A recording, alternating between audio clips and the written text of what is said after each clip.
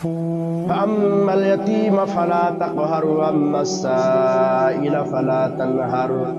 এর অর্থ হলো, হে নবী, আপনি বিত্তহীনদের, এতিমদের উপর কঠোর হবেন না এবং ভিক্ষুকদেরকে ধমক দিবেন না। আল্লাহর নবী বর্ণনা করেছেন, আন আবি হুরায়রা রাদিয়াল্লাহু তাআলা আনহু থেকে বর্ণিত, তিনি বলেন, ক্বালা নবী সাল্লাল্লাহু আলাইহি ওয়াসাল্লাম আসসাই আলাল আরমালাতি ওয়াল মিসকিন কাল মুজাহিদি ফি সাবিলিল্লাহ আবিল কায়মিল লাইলা ওয়াস সায়মিন নাহার। রাহুল বুখারী 4934 নম্বর হাদিস।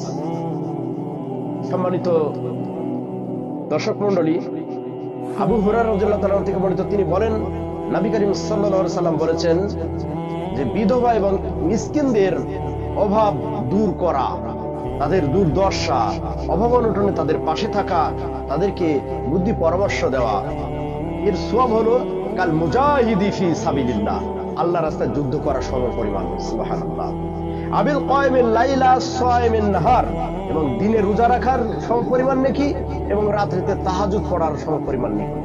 এই হাদিস থেকে, বুখারী শরীফের 4934 নম্বর হাদিস থেকে এটা প্রতীয়মান হলো, কেউ যদি অনাথ, এতিম, দরিদ্র, দুর্বলদের সাথে ভালো ব্যবহার করে, তাদের দেখাশোনা করে, তাদের খেদমত করে, তাহলে আল্লাহর নবী বলেন, আল্লাহর রাস্তায় সংগ্রাম করলে যতখানি নেকি হবে ততখানি তার আমলনামায় নেকি হবে, এবং সারাদিন নফল সিয়াম করলে যতখানি নেকি হবে তার আমলনামায় ততখানি নেকি হবে, এবং সারা রাত নফল সালাত আদায় করলে যতখানি নেকি হবে তার আমলনামায় আল্লাহ রাব্বুল আলামিন ততখানি নেকি দিবেন। আন সাহাল ইবনে সাআদ রাদিয়াল্লাহু তাআলা আনহু থেকে আরো একটি হাদিস বর্ণিত রয়েছে, ক্বালা রাসূলুল্লাহ সাল্লাল্লাহু আলাইহি ওয়াসাল্লাম আনা ওয়া কাফিলুল ইয়াতীম আনা ওয়া কাফিলুল ইয়াতীম ফিল জান্নাতি হাকাদা। আল্লাহর নবী বলেন, এতিমের তত্ত্বাবধানকারী, এতিমের ভরণ পোষণকারী, আর আমি নবী জান্নাতে হাকাজা। আল্লাহর নবী তর্জনী আঙ্গুল এবং বুদ্ধমা আঙ্গুলিকে একত্রিত করে আল্লাহর নবী বুঝাইলেন যে আমি এবং এতিমের লালন পালনকারী জান্নাতে এভাবে পাশাপাশি থাকবো। এটা বুখারী শরীফের 5304 নম্বর হাদিস। আবু দারদা ওয়াইমির রাদিয়াল্লাহু তাআলা আনহু থেকে বর্ণিত, তিনি বলেন, আমি নবী করিম সাল্লাল্লাহু আলাইহি সাল্লামকে বলতে শুনেছি, আল্লাহর নবী বলেন, তোমরা আমার জন্য দুর্বলদের খুঁজে আনো, কেননা তোমাদের দুর্বলদের কারণেই তোমাদের সাহায্য করা হয় এবং রুজি দেওয়া হয়।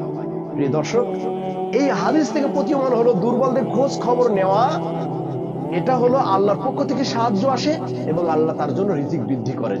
প্রিয় দর্শক, আসুন আমরা বুদ্ধি দিয়ে, জ্ঞান দিয়ে, শ্রম দিয়ে, ভালোবাসা দিয়ে এতিম, অসহায়, দারিদ্র ব্যক্তির মাঝে থাকি, পাশে থাকি, তাহলে আল্লাহ রাব্বুল আলামিন আমাদের ভালোবাসবেন।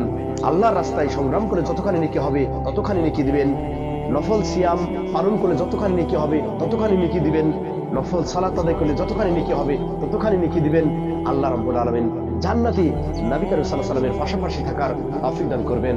আমরা এতিম, অসহায়ের মাঝে যেন থাকতে পারি, আল্লাহ তাআলা আমাদের তৌফিক দান করুন। আল্লাহুম্মা